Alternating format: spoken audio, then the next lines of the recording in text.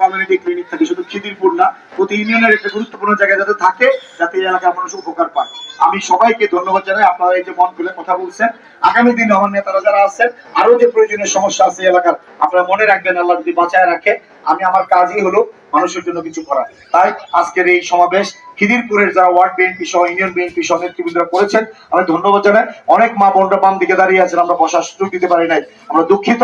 আপনারা আমার মা, আপনারা আমার বোন, আপনারা নিজের ভোটটাও দিবেন, অন্যের ভোটটাও দেওয়ার জন্য আমাকে অন্যদেরকে অনুরোধ করবেন, নিজে গিয়ে ভোটটা চাবেন। ডান দিকে মুরব্বীরা, যুবক ভাইরা, সবাই, আমি আপনাদের ভাই, আপনাদের সন্তান, একটিবার একটা সুযোগ আপনারা তৈরি করবেন। আমার এই গুলিয়াছড়া মানুষের দীর্ঘদিনের যে মনের আক্ষেপ, যে চাওয়া চাহিদা, এটা যেন পূরণ আল্লাহ যেন কবুল করে। সবকিছুর মালিক আল্লাহ, মানুষ উছিলা, যদি আল্লাহ রহমত করে কবুল করে তখনই কিন্তু সম্ভব।